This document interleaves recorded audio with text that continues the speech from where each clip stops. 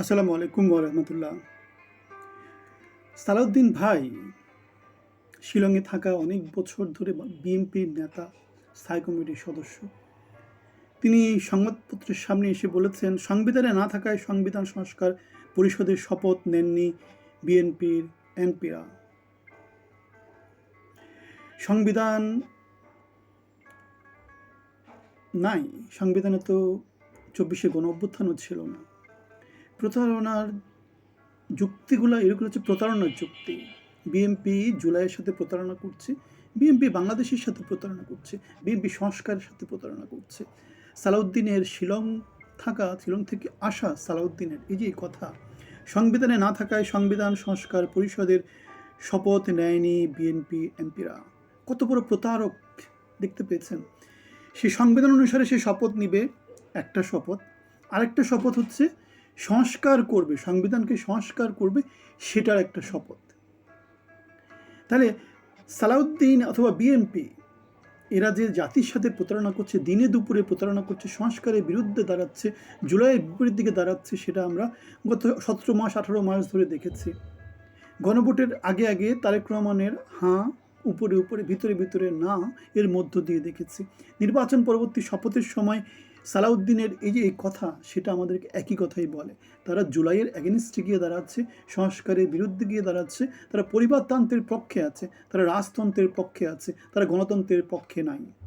সংবিধানে না থাকায় সংবিধান সংস্কার পরিষদের শপথ নেননি। সংবিধান এটা থাকবে কেন? জুলাই তো পরে আসছে।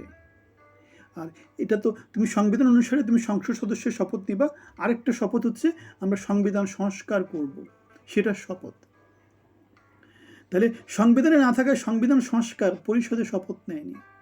তাহলে সংবিধান সংস্কার করার জন্যে, জুলাই সনদকে বাস্তবায়ন করার জন্য নীতিগতভাবে সংসদ সদস্যরা অথবা যারা সংসদে যাচ্ছে, যারা ক্ষমতা প্রাপ্ত হয়েছে গণপরিষদের, তারা যদি না দাঁড়ায়, তারা যদি অ্যাগেনিস্টে দাঁড়ায়, 17 মাসের মতো যদি তারা নানা রকম তাইরে নাইরে নাইরে করে জিনিসটাকে টানতে থাকে, তারা আলটিমেটলি বাংলাদেশের সংস্কারের কিছু কি হবে?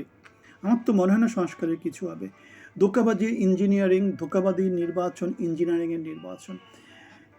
এলডিপির নেতা অলি আহমেদ বলেছেন এটা ধোঁকাবাজি নির্বাচন। হ্যাঁ, এটা অনেকেই বলছে, ডক্টর এম এ কাইয়ুমও বলতেছে, তারপরে সানজিদা তুলি বলছে, এমন অনেকেই বলছে যারা নির্বাচন হেরেছে তারা বলছে। আবার মাওলানা মামুনুল হক বলছে। আবার ইঞ্জিনিয়ারিং কেন হচ্ছে তারেক রহমান নিজে স্বীকার করছে, জনগণকে তার পক্ষে নিয়ে আসার জন্য হেলথ কার্ড, ফ্যামিলি কার্ড দিয়ে তিনি ইঞ্জিনিয়ারিং করেছেন। সুতরাং ধোঁকাবাজির নির্বাচন, ইঞ্জিনিয়ারিংয়ের নির্বাচন, লন্ডনী মুফতি এবং ডিপ স্টেটের কল্যাণের যে নির্বাচনটা হয়েছে, সেখানে আমরা দেখতে পেয়েছি রজার খলিল, গত ইউনূস সরকারের যে ন্যাশনাল সিকিউরিটি অ্যাডভাইজার ছিল, সে এখন পররাষ্ট্রমন্ত্রী হিসাবে শপথ নিবে, এমনই আলোচনা সামনে দেখা গেছে।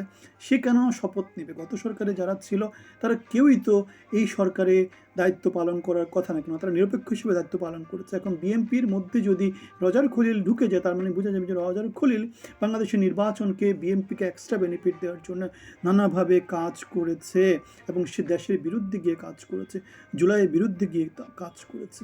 সুতরাং জুলাইকে স্বীকৃতি না দিয়ে, জুলাই সনদকে অস্বীকার করে, জুলাই সংস্কারকে, সংবিধান সংস্কারকে অস্বীকার করে গণভোটের সাথে প্রতারণা দিয়ে কোনো দল আগামীতে ক্ষমতায় টিকে পারবে বলে আমাদের মনে হয় না। হাওয়া ভবনে নতুন করে যদি কোনো চক্র তৈরি হয়, তারা ভালো কিছু করতে পারবে বলে আমাদের সেটা মনে হয় না। ব্যারিস্টার ফুয়াদ একটা কথা বলেছে, তারেক রহমানের অবস্থা শেখ হাসিনার চেয়েও খারাপ অবস্থা হবে। সেটা আমাদেরও প্রেডিকশন, কেন শেখ হাসিনার মধ্যে যোগ্যতা ছিল, অনেক বছর ধরে শাসন করতে করতে সেও যোগ্য হয়ে গিয়েছিল। তারেক রহমানের মধ্যে ওই জিনিসটা নাই, তারেক রহমান মাত্র শুরু করেছে।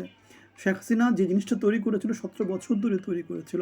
তারেক রহমান প্রতিটা পদে পদে সে কোশ্চেন পাবে, প্রতিটা পদে পদে সে বাধার সম্মুখীন হবে। তার জন্য সে যদি জনকল্যাণমুখী যদি রাজনীতি না করে, বাংলাদেশের জন্য যদি কল্যাণমুখী রাজনীতি না করে, তাহলে তাকে আসলে হাসিনা থেকে বেশি করে খারাপ অবস্থার মধ্যে পড়তে হবে। এদিকে সালাউদ্দিন আরেকটা কথা বলেছে, জুলাই সনদ বাস্তবায়নে আমরা অঙ্গীকারবদ্ধ। তিনি আরেকটা কথা বলেছে, জুলাই সনদ যেভাবে স্বাক্ষর করা হয়েছে সেভাবে অক্ষরে অক্ষরে প্রতিপালন করব। এখন নোট অফ ডিসেন্টগুলোর কথা তিনি বলেছেন, তারা নোট অফ ডিসেন্টে হয়তো বা তাদের যে মতামত সেটা জনগণের উপর চাপিয়ে দিবেন। কিন্তু বাংলার জনগণ যে গণভোট দিয়ে জুলাই সনদের পক্ষে তাদের রায় দিয়েছে, সুতরাং ওটার বিরুদ্ধে বিএনপি কোনোভাবেই যেতে পারে না। এদিকে দেখা যাচ্ছে যে হাইকোর্টে একটা রিট হয়েছে, গণভোটের ফল বাতিল, সে একটা হাইকোর্টের রিট হয়েছে। সুতরাং এই সমস্ত দিক আমাদেরকে যেটা বলে, গণভোটটা আগে হওয়া দরকার ছিল। গণভোটটা আগে হয়ে গেলে যেটা হতো, গণভোটটা স্থির হয়ে যাওয়ার পরে, গণভোটের ডিসিশন আসার পরে নির্বাচন হলো, তখন গণভোট নির্বাচন, গণভোট নির্বাচন, এরকম নানা রকম কনফিউশন, নানা রকম বিতর্ক, এই জিনিসপত্রগুলো থাকতো না। যার ফলে যেটা দেখা দিয়েছে, বাংলাদেশে সমস্যা আক্রান্ত বাংলাদেশ নতুন করে সমস্যার মধ্যে পড়ে গেছে। এবং তারেক রহমান এইভাবে যদি দেশটাকে চালান, তিনি আসলে হাসিনা থেকে খারাপ অবস্থার মধ্যে পড়ে যাবেন, দেশ খারাপ অবস্থার মধ্যে পড়ে যাবে, বিপ্লব প্রতি বিপ্লবের মধ্য দিয়ে বাংলাদেশ যাবে। আপনাদের সবার জন্য শুভকামনা। আসসালামু আলাইকুম।